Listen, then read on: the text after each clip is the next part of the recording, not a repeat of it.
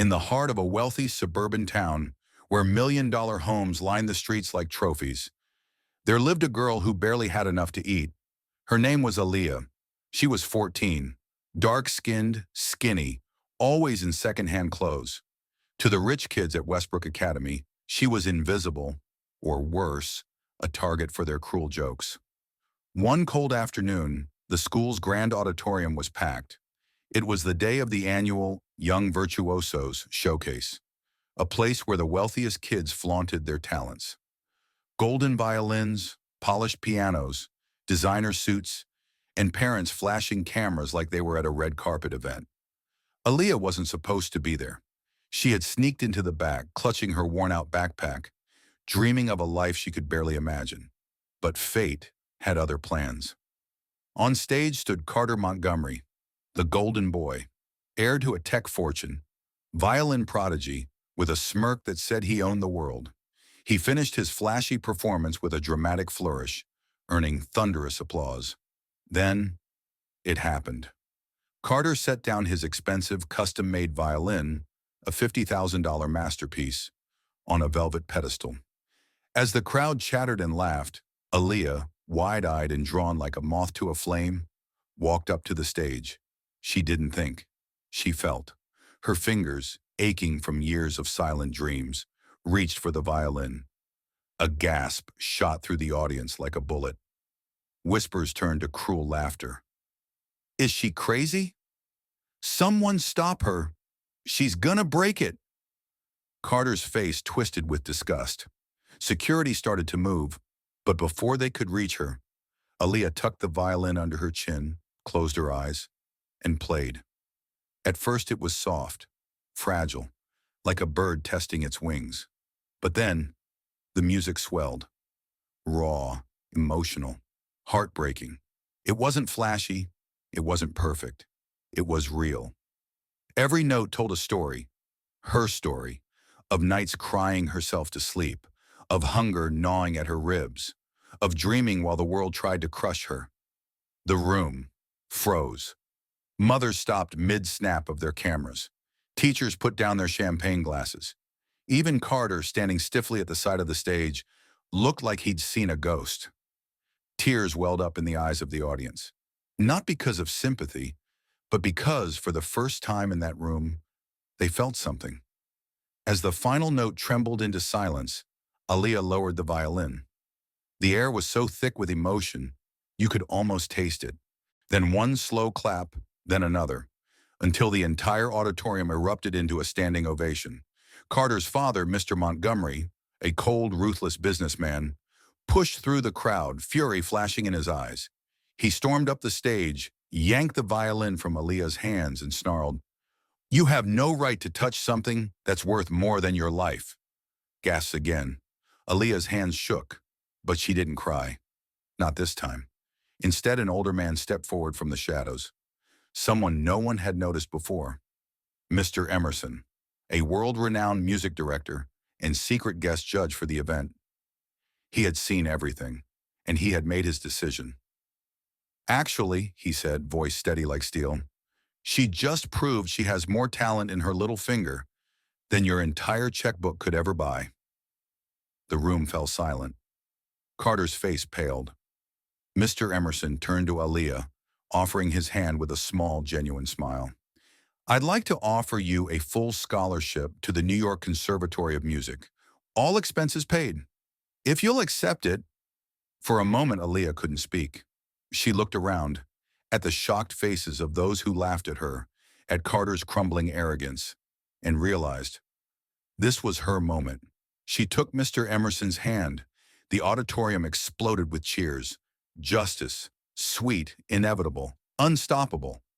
But just as Aaliyah stepped off the stage, as her heart soared higher than ever before, she noticed something. In the far corner of the room, Carter's father was on his phone, speaking in a low, furious whisper. His eyes locked onto her like a predator, and the words she caught chilled her blood. "Make sure she never plays again." Aaliyah's battle had just begun. After the showcase, Aaliyah thought she had won. She thought her life was finally changing. A scholarship, recognition, a chance to escape the small, crumbling apartment she called home. But in places like Westbrook, money didn't just talk, it controlled everything. And Carter's father, Mr. Montgomery, wasn't a man who accepted defeat. First, the scholarship offer disappeared. Then Mr. Emerson, the one who had believed in her, stopped responding. And just days later, a cold, formal letter arrived at Aaliyah's doorstep.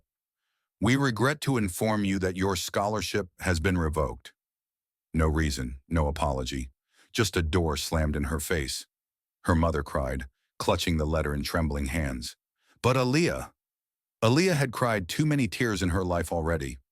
This time, she wasn't going to bow her head, not for anyone. Instead, she made a decision. Aaliyah wasn't going to ask for justice. She was going to make it.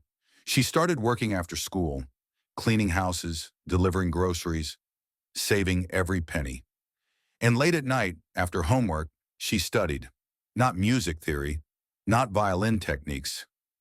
No, she studied them. She learned about the Montgomery Empire, lawsuits, hidden scandals, all the dirt money tried to bury. It wasn't hard once you knew where to look. One by one, she pieced it together like a puzzle. And then, she made her move.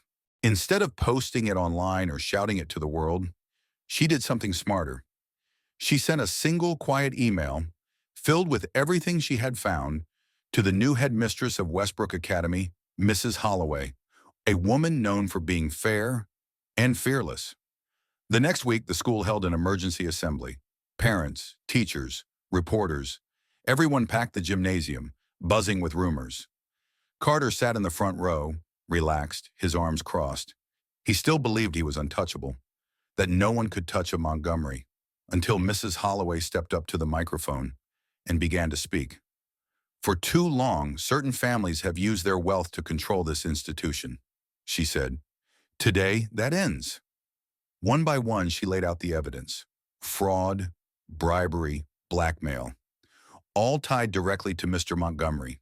The crowd gasped. Some parents shouted. Carter's mother covered her face in shame. Even Carter, who once wore arrogance like a crown, looked small, lost, pathetic. Then came the final blow. Effective immediately, Mrs. Holloway declared, the Montgomery family is banned from all school activities, their donations rejected, their privileges revoked, and Carter Montgomery is expelled from Westbrook Academy. Narrator, music swells, emotional. The mighty had fallen, and standing quietly in the back of the room, unseen but victorious, was Aaliyah. Narrator. But that wasn't the real victory. The real victory came days later, when a black car pulled up to Aaliyah's apartment. Mr. Emerson stepped out, a man humbled and ashamed. He explained everything, how Mr. Montgomery had threatened him, how fear had made him silent. And now he wasn't afraid anymore.